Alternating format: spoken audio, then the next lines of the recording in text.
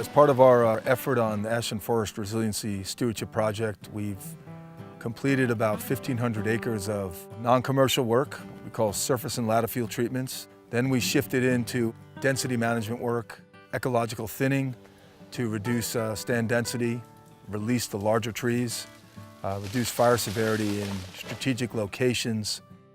To date, we've completed 100 acres of ground-based ecological thinning work in the Skyline Ridge area, removed equivalent to 275,000 board feet as a byproduct of our restoration work. Through that, about 85 to 100 log trucks have driven through town past Lithia Park.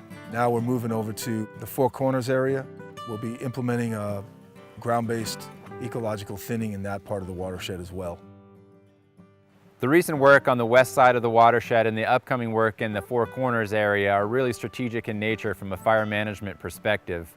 Both spots are perched on major ridge lines that separate the Ashland watershed from adjacent watersheds and would allow fire managers to have a spot to stop an incoming wildfire before it affects the Ashland Creek watershed and the city's drinking water supply.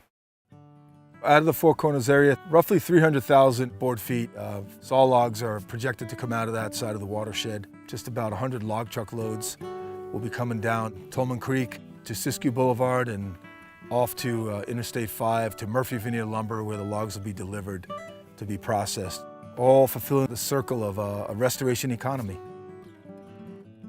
As part of the project, we've hired a local contractor through a bidding process, Forest Energy Group, for the ground-based operation.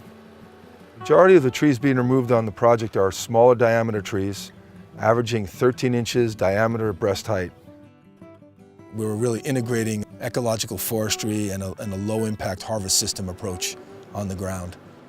We've designed the project to have minimal impacts and some short-term impacts for a long-term benefit to the ecosystem. The limbs and tops from the thinning operation, that organic matter serves as padding on the old existing skid trails. We're not building any new roads on the project.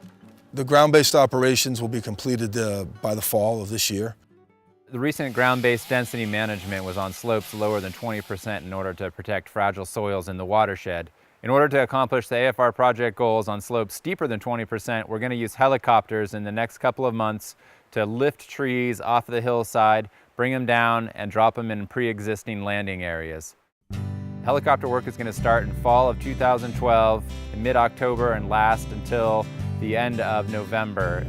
Some of the impacts from the helicopter thinning that residents may see are increased noise at the end of Granite Street and also increased log truck traffic moving through town. While this work is going on, this phase of the AFR project, there's going to be some temporary closures of mountain bike trails and trail systems in the watershed. What's really important on the project is the finish work.